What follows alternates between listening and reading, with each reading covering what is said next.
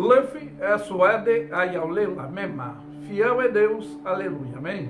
Quero falar sobre a imparcialidade que leva em consideração os fatos e não as nossas preferências próprias.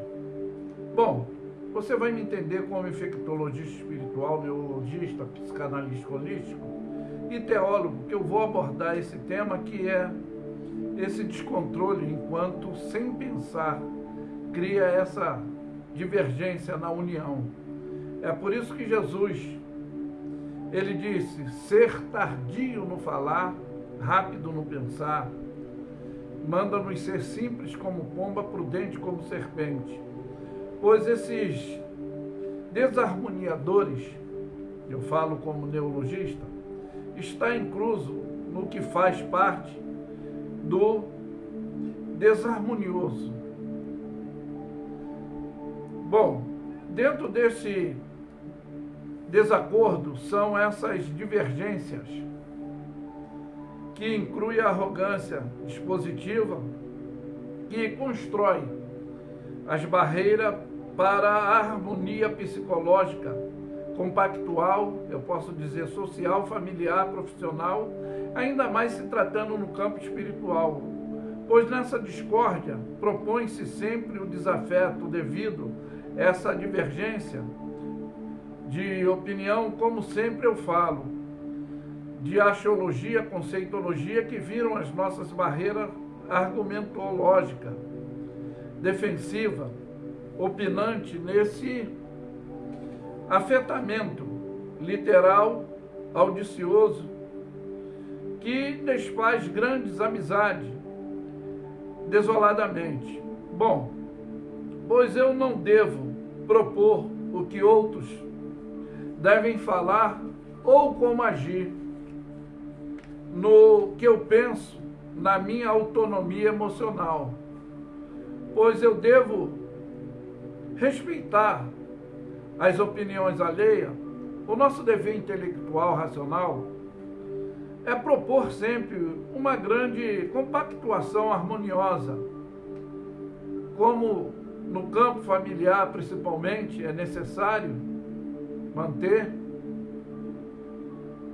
no campo social e o espiritual, já que convivemos com ele.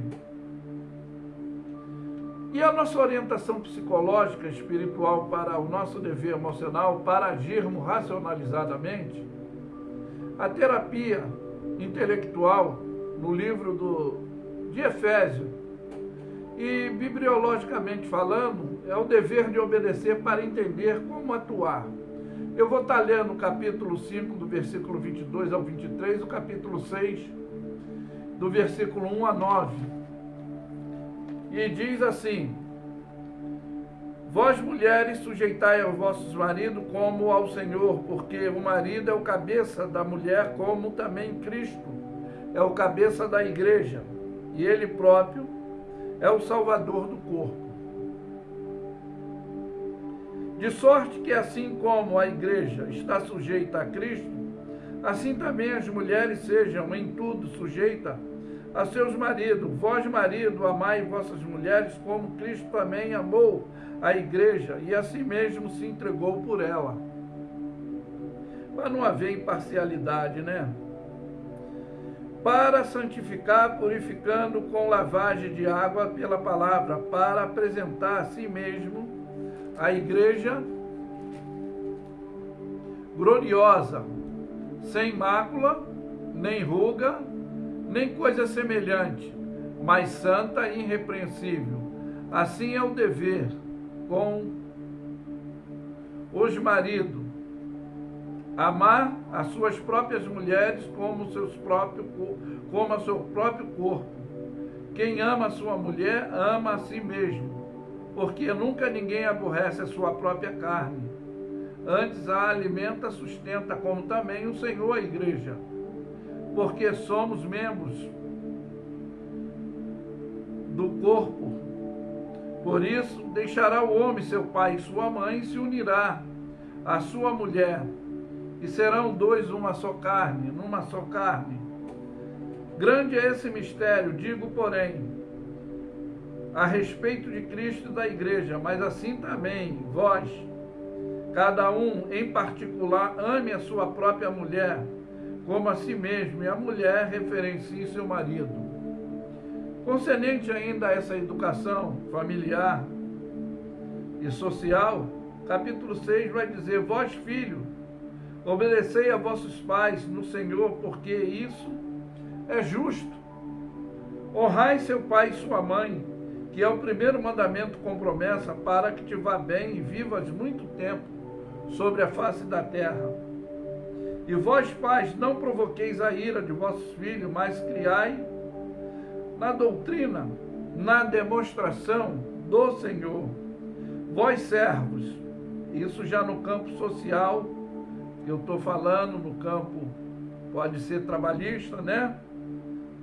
Vós, servos, nós, né? Obedecei a vosso Senhor segundo a carne, com temor e tremor, na sinceridade de vosso coração, como a Cristo, sem hipocrisia e falsidade, mentira, não servindo à vista para não agradar a homem, mas como servo de Cristo, fazendo de coração a vontade de Deus, servindo de boa vontade como ao Senhor e não como ao homem, sabendo que cada um receberá do Senhor todo o bem que fizer, seja servo, seja livre.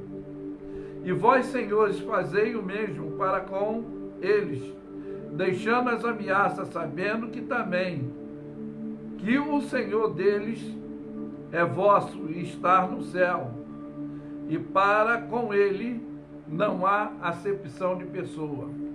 Então, é o que eu abordei, de termos a imparcialidade e essa consideração aos fatos, que não as nossas próprias referências. É o que eu falei, desse descontrole, que quando agirmos sem pensar, falamos rapidamente, traz essas divergências na união entre homem e mulher, pais e filhos, entre patrões e empregados, entre também na área não só social, como no campo espiritual. Esse que eu estou falando, descontrole e divergência, que inclui essa arrogância dispositiva, que forma essa barreira harmoniosa nesse campo espiritual e despropõe sempre esse desafeto devido a essa divergência de opinião, como eu sempre abordo, eu sempre falo, que são as nossas axiologia, conceitologia, que viram essas barreiras de argumentação defensiva, opinante, e aí é que afasta, literalmente, audiciosamente, o que desfaz, às vezes, grandes amizades desoladamente.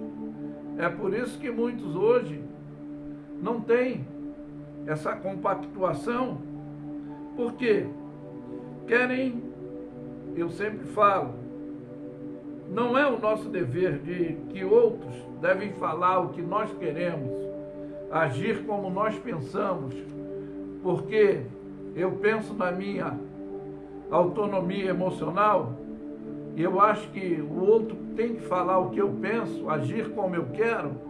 Não. O nosso dever intelectual racional é promover essa grande compactuação harmoniosa, mas que fica essa mensagem intelectual e espiritual para manter uma relatividade, que é a coinonia, o amor ao próximo, é a empatia, que é o dever de todo ser que precisa agir como humano. É por isso que eu afirmo que Luffy é suede, ayaule la mema. Fiel é Deus, aleluia, amém? Ficam todos na paz.